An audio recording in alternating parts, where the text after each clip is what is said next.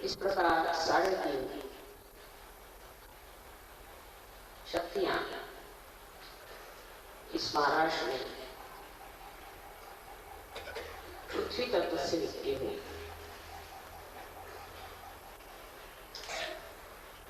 और यही पे श्री चक्र भी विराजता है।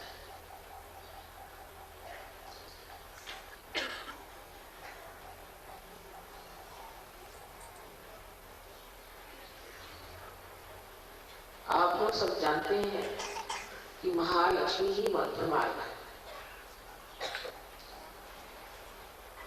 और उस मध्य मार्ग से कुंडलिनी का जागरण होता है। इसलिए हजारों वर्षों से इस महालक्ष्मी के मंदिर में उदो उदो अम्बे कहा जाता है, क्योंकि अम्बा कुंडलिनी है और कुंडलिनी की शक्ति महालक्ष्मी में ही जागृत हो सकती है। इसलिए महालक्ष्मी के मंदिर में बैठ के अम्बा की गीत गाया जाए। कोल्हापुर को मारा था इसलिए इसका नाम कोल्हापुर। कोल्हापुर नाम का एक राक्षस था। कोल्हे का मतलब होता है फॉक्स को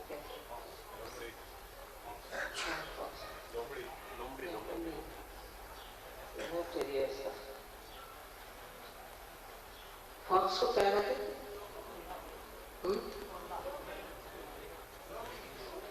नहीं,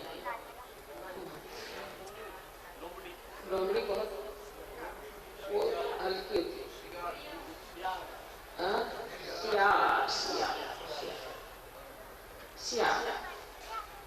सियार के रूप में वो आया है, मतलब उसकी शक्ल सियार के जैसे। उसको देवी ने मारा, इसलिए इस जगह का नाम कोल्हापुर को मारने की वजह से कोल्हापुर पड़ गया। लेकिन हर जगह जहां जहां मंदिरों में पृथ्वी तत्व ने इस स्वयं विग्रह तैयार किए, वहां वहां पूरी तरह से लोगों ने पैसा बनाना शुरू कर दिया और मंदिरों की तरफ कोई ध्यान नहीं दिया। मंदिरों की हालत बहुत खराब, लोग अपना पैसा बनाते हैं। इसलिए कभी कभी लगता है कि इन मंदिरों में चैतन्य दब सा जाएगा। अब आप लोग आए हैं, हो सकता है कि फिर से महालक्ष्मी की शक्ति इन मंदिरों में जागृत हो जाए।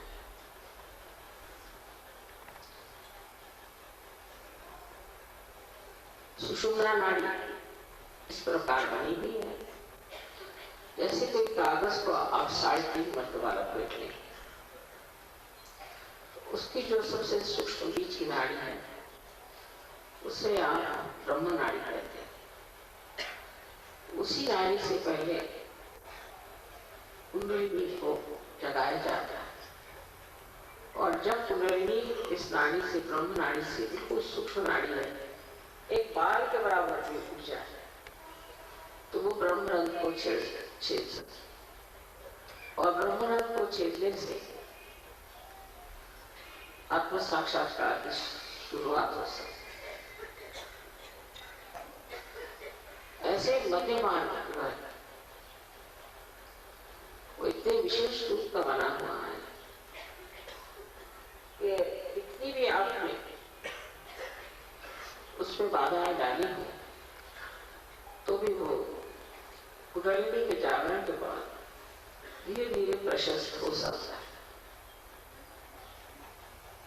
और इसी चीज का अनुमान लेकर के हमने सहजयोग में पहले शिखर और उसके बाद उसके इस तरह से ये मंदिर बांधा। पहले शिखर मराठी में है, आज कल समागम आए। पहले शिखर बनाना है और उसके बाद उसकी नींव डालना है। तो किसी तरह से जब ब्रह्मरंध्र छिप जाए उसके बाद थोड़े से प्रकाश में बहुत कार्य आ सकता है।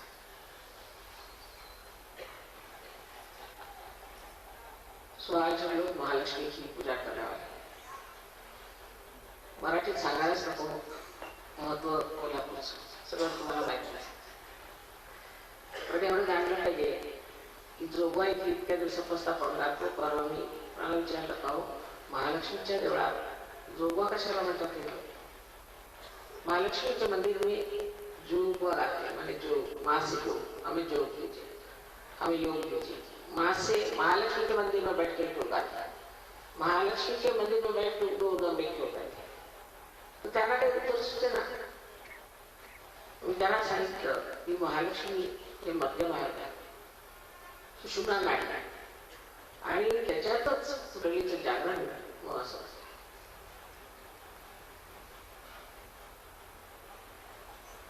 I welcome all of you from abroad, and this Kolhapur is regarded as one of the deities temple. There are 3.5 deities, or you can say 3.5 points of the Kundalini.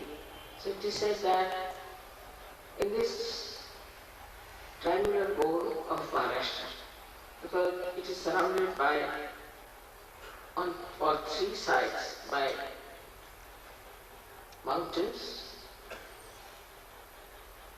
and the plateau is in the center. So all the three sides make a nice triangle.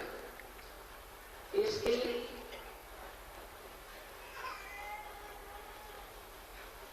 Kundalini of the whole universe, of the whole world, is expressed by Mother Earth in Maharashtra.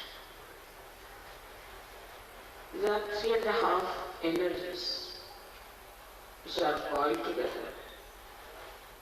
The first one is of Mahakali. This Mahakali power is expressed in Kolhapur as Bhavani, and Shivaji Maharaj used to come on a horse all the way for miles together to get the darshan of this Bhavani at Kolhapur. He knew this. And he had a sword which was called as Bhavani Talwar, and people said that the goddess herself has given this sword to him. And the second one is Mahasaraswati. He is at Mahurgad. We always sing Mahurgad, our song, that is the one. Is Mahasaraswati, which is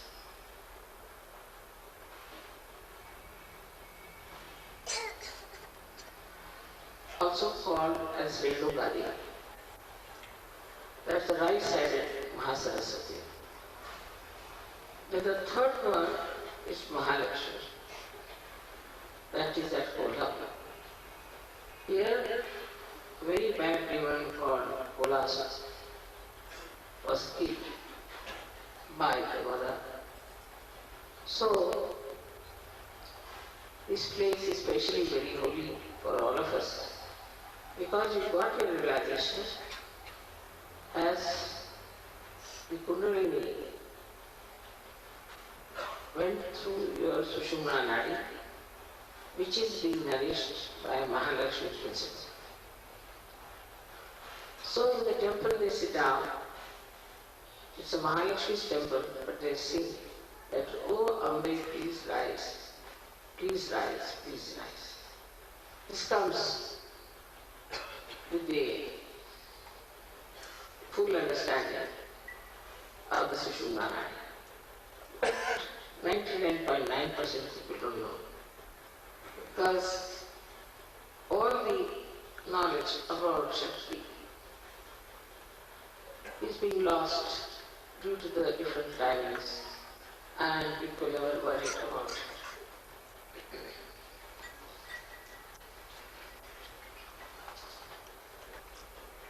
So one has to realize Indian Shastras, scriptures, Shakti is the most important thing.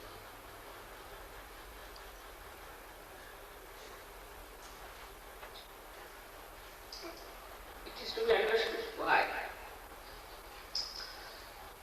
Because, say now, if you have a light, or if you have fire, what is the power of fire? The power of fire can be that it can give you light, it can burn away things. But supposing it does not have its power, then who will care for fire? Nothing. So anybody who hasn't got the power of being the spirit, it is useless. So this power, the Shakti, has to be awakened within us because we do not have the power of the spirit. We have to have the power of the spirit. That's only possible if you get your self-realization. That is the reason it is very important that we should pay attention to our power. Now this power is made as the power of a mother. Mother is the most loving relationship. And through that relationship, all the love is expressed. That is why the Shakti is that of a mother. And affection, the love, the patience that mother has for her children. The Shakti too has the same powers. And that is how the Shakti never can harm. Out of all these Shaktis, all these powers, the highest of all is what we call as the Kundalini, because without her you cannot get realization. But also we can say, higher than that or complementary to that is Mahalakshmi. Without the Mahalakshmi, you cannot rise. This is the ladder through which this power of Kundalini can rise. So both the powers are very important and very much related to each other. Mahalakshmi principle starts when we have finished with Lakshmi principle. Like in the West, people are fed up with the fears, fed up with all the riches and all that. So they are thinking, what have we achieved? We have gone into balances. So what should we do? We have to balance ourselves. So how do we balance ourselves? We have to have the knowledge of the spirit. That is called an Adhyatma. You have to know what is the knowledge of the spirit. And to know the knowledge of the spirit, Kundalini has to be awakened. And that you are to be connected to this all-pervading power. Once that happens, you just become one with that energy and you get transformation into yourself. Because there is light, and in the light you can see all your problems, all your defects. And also if you know how to correct it, it's the easiest thing to do, is to get transformation itself. All of you have been very much transformed. And now I find it difficult even to recognize you. Because all your faces are changed, your attitudes are changed, you look so different, so beautiful. Today seems to be a special day for me. We are in Mahalakshmi temple. That Mahalakshmi is being awakened. And I feel really in that state of thoughtless awareness. I don't know how I'm talking. And I'm just in the meditative mood, absolutely meditative. Because when you are in the center, you don't think. You are in meditation. That is why Mahalakshmi is very important. So when you are fed up, you can feel there is something missing, and then you take to Mahalakshmi Puja. But in India, because of so many saints, we feel that we should short-circuit. But let us develop our own adhyatma. Let us develop our knowledge of Atma and then take to science. So there is no more imbalance with it. Because without the foundation of adhyatma, knowledge of the spirit, you take to any kind of progress, you can talk it down. That's why all the Western entrepreneurs, enterprises, and also projections of religion have gone to waste. Because there has been no balance. It is important that we must have balance within ourselves. Now in India we have people who have this idea, at least that you have to rise higher than materialism, and that you have to become one big Virat, part and parcel of the whole. This they know. And that's what, by knowing that, once they get to SahajaYoga, they grow very deeply, depth. But then they have achieved with this faith that we have to be self-realized and that we have to feel the all-pervading power. This conviction itself gives them the depth. And so when they achieve realization, they just go down very deep.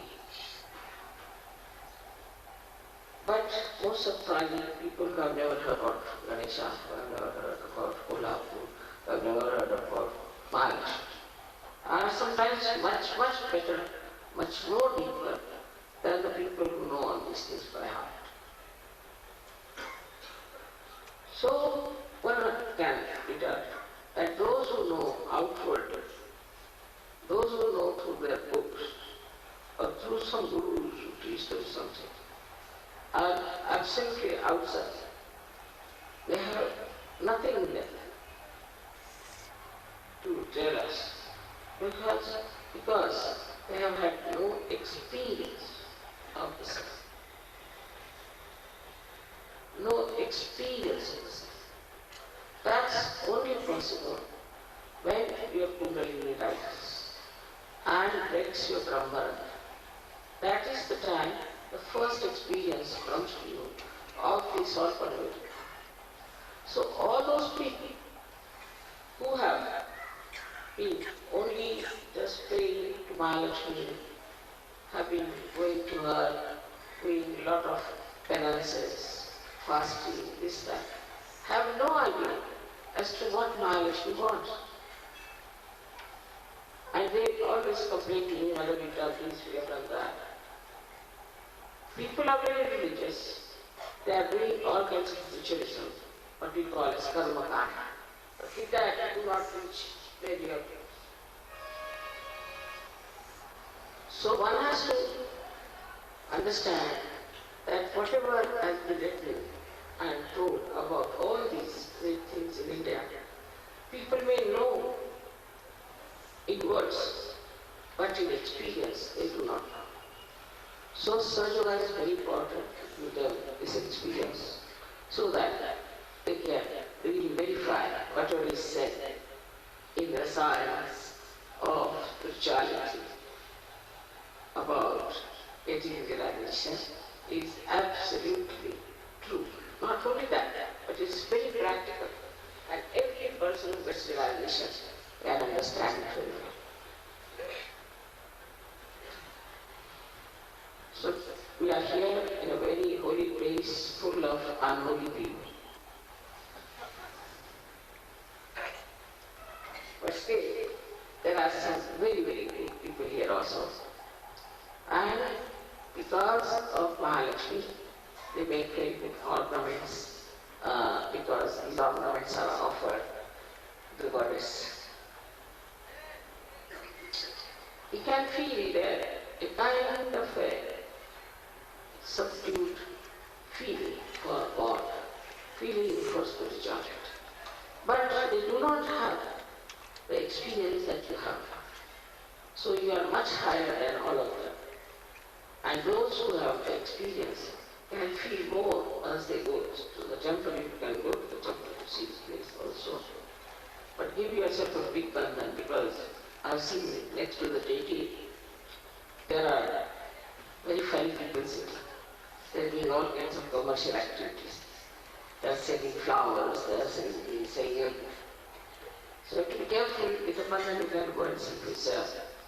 Now they say that if temple is made because it is Swayambhu, it's one that has come out of Marathi. You can see yourself if there are vibrations. And moreover, you must know that this puja of these deities are done by people who are not at all in any way religious, but are just commercial. Commercialism can never give you any satisfaction, can never give at all any satisfaction. Apart from that, it can take you to something unknown, dangerous shores. But if your faith is pure, without any greed, without any demands, then you develop your depth in yourself, which is very helpful after sadhana.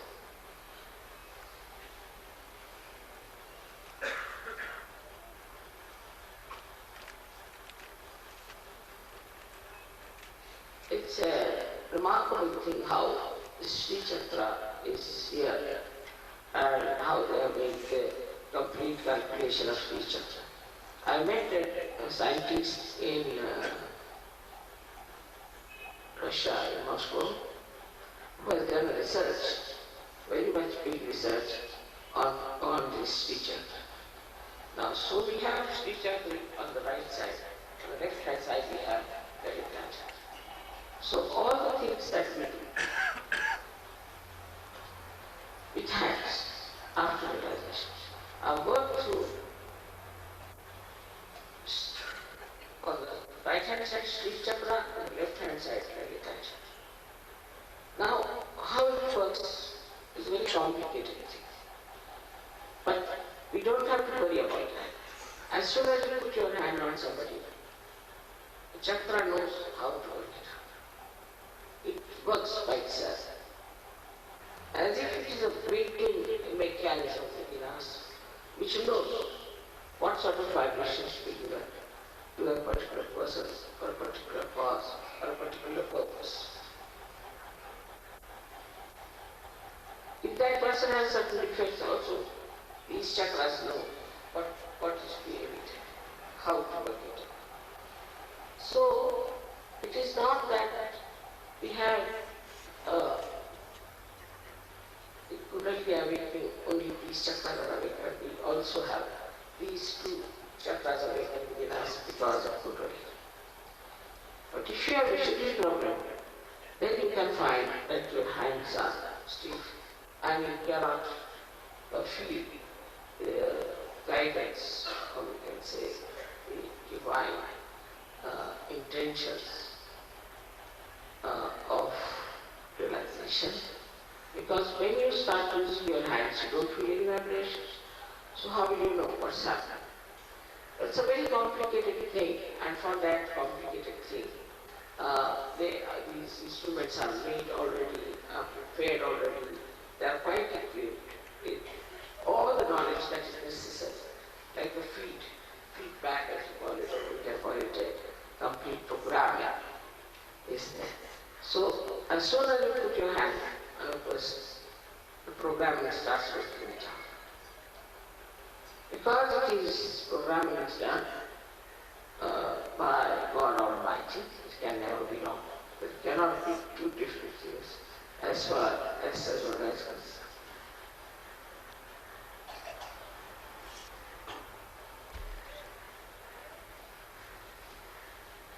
I have been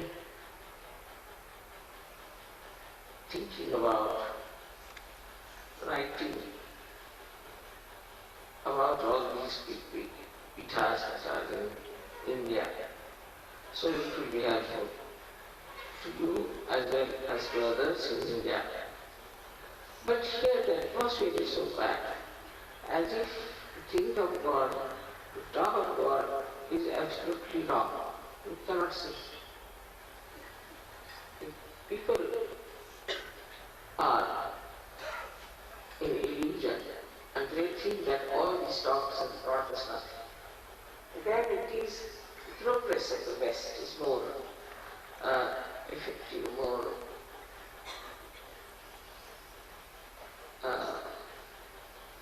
apparent, that they can see how you have progressed in materialism. And they can't understand how we could progress with Adhyatma very much in the area of physical development or mental development. So now we come to a point where we realize that it is very important for all the Western people to have the foundation of Adhyatma. For that it is important to give us some of your conditions, because this knowledge is coming definitely from India. I mean, the Indians had all the knowledge of your medical science, this science, that science, that science. But God's science is in India. And for that, what are you going to do? When the question of God's science is concerned, what are you going to do about it? How are you going to work it out? That this is the science of God. And the God's science has to be understood with full dedication and devotion. Because of the conditioning of the Western influence, the Western progress, sometimes we just do not know how to grasp this knowledge within ourselves. Very difficult. But if you can understand that as for science, we have to accept it fully from the West. You have to accept the knowledge of your spirit from the East. East has the knowledge of the spirit. For that, you have to be ready to receive it. But if you are still in your arrogance, if you are still in your own conditionings, then you cannot. Like a boy who comes from a village, has never known about science. And you suddenly put him in a science college. He said, what is this nonsense? What's all this? Oh, I have known these things. Why should I use a test tube? Why should I go in the laboratory? All kinds of things he can start saying. And this condition is there. Then he ran away from school within 1 year or 2 years, maybe earlier. And that is what I find is their condition. So we must watch our conditionings. What sort of conditionings? While the Indians have conditionings of so-called religious beliefs and ritualism and this, they are very much conditioned also. But it is easy to overcome that when you realize that whatever you are worshipping, for example in India, everybody has a Kula Devata, means the family goddess, everybody. They must worship that goddess, particular goddess, everybody. So they have to, if they just ask, Mother, are you that goddess? So that is just not good. So the conditioning gets very easily validated. But the mental acceptance of something is very difficult. And I've seen also when they get married or marriage is arranged, they go mental. They go mental. If you go mentally, then you cannot understand anything. But if you are spiritual, then you can understand. For example, we see mother giving us these flowers and all. How can we go mental about it? It's a living process. For any living process we cannot get mental. So now you will say, all right, this is because the seed has got this and the seed is planted. But how? Why? That you can't answer. They never answer. Then you keep quiet. But say, if there's a seed, you say, all right, this is Mother Earth. She wants to give to her children these flowers, fruits, these trees. So she's working it out. So one has to jump from one conditioning of materialism. Now you should see in matter, energy never moves. Energy is extra. It never moves.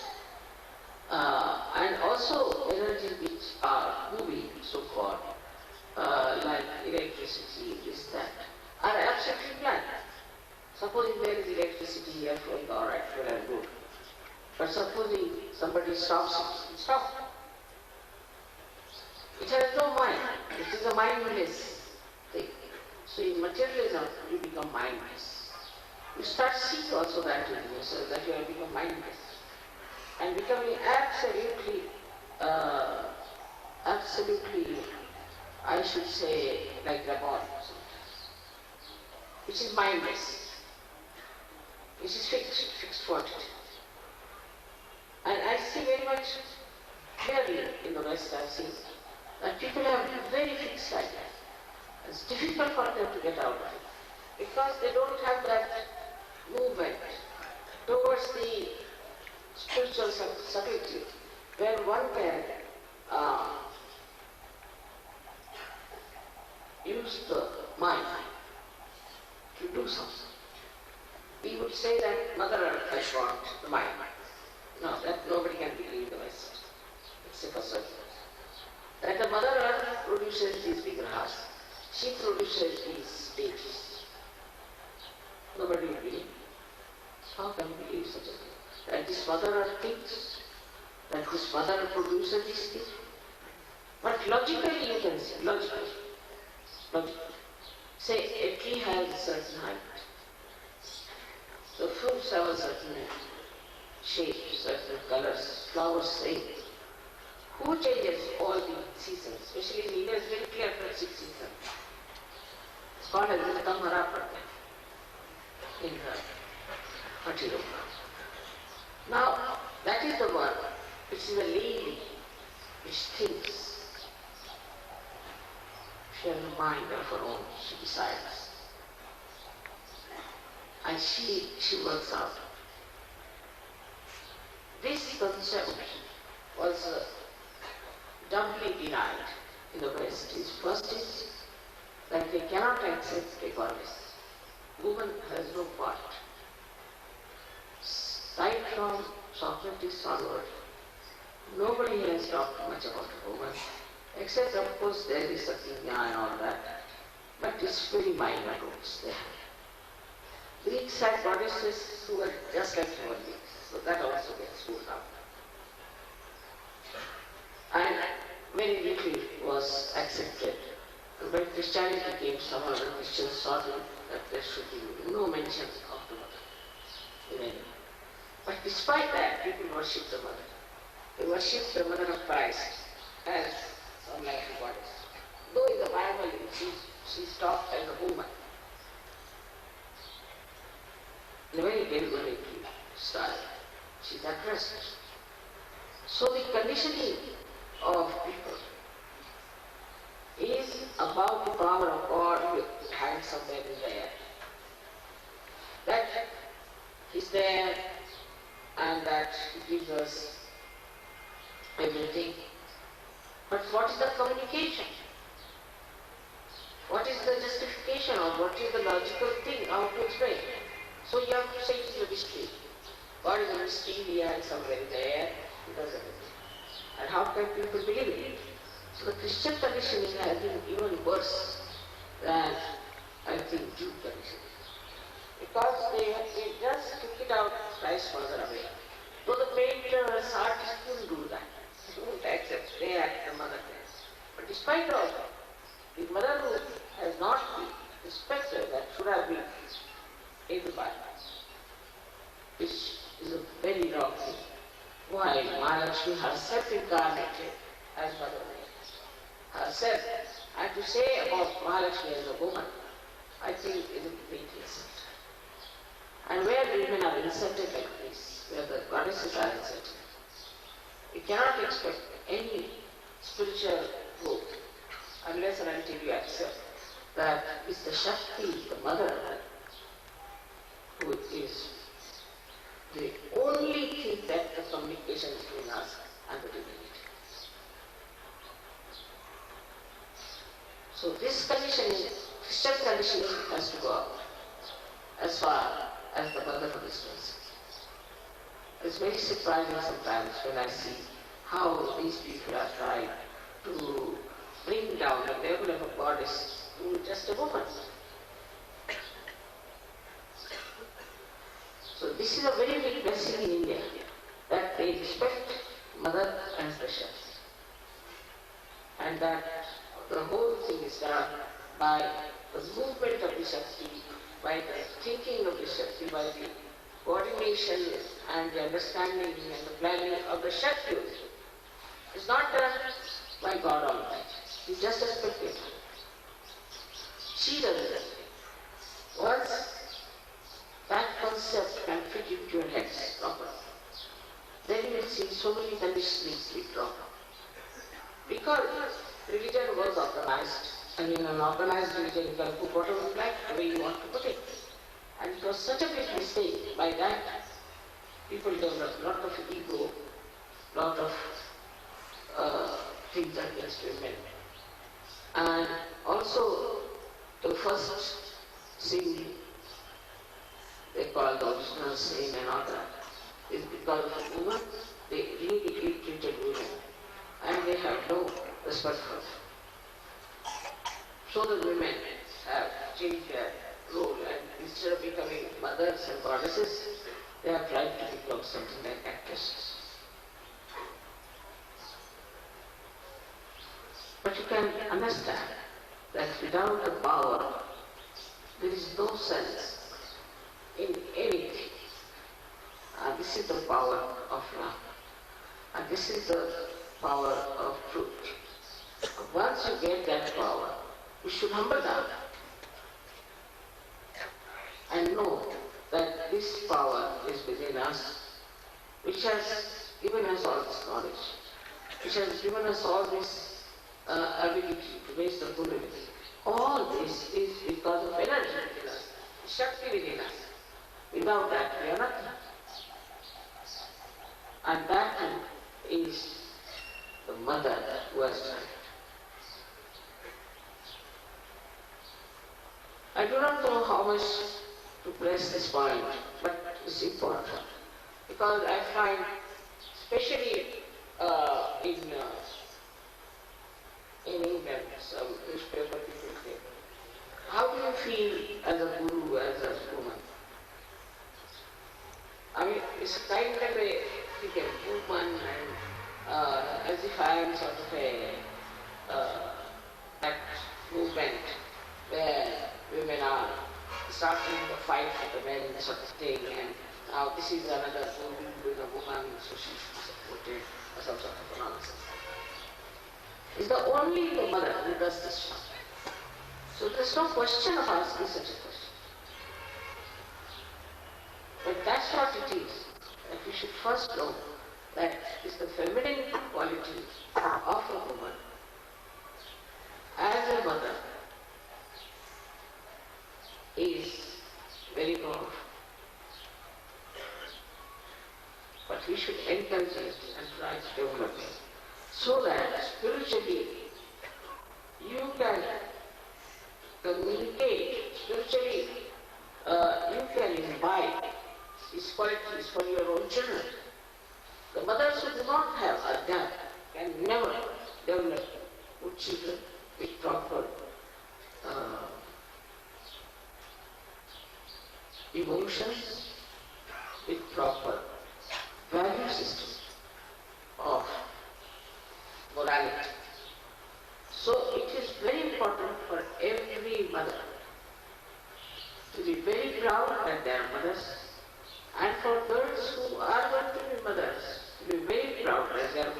others, and that they represent the Shakti.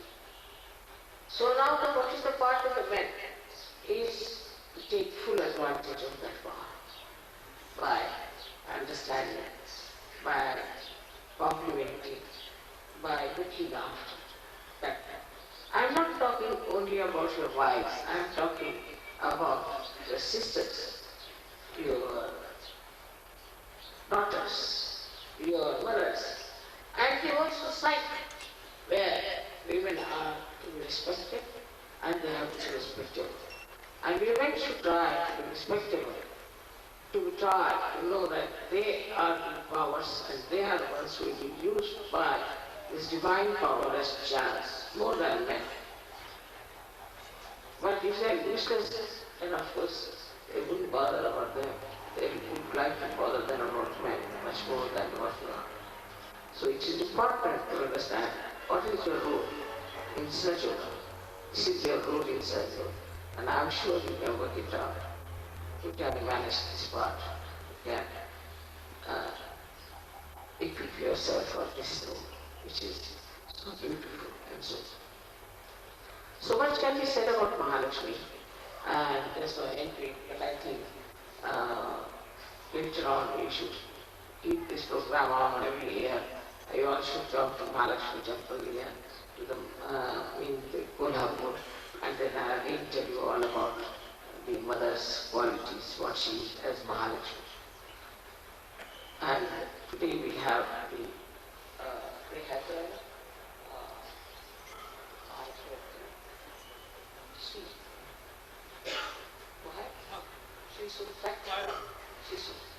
Shri Sutta is about Mahalakshmi's qualities.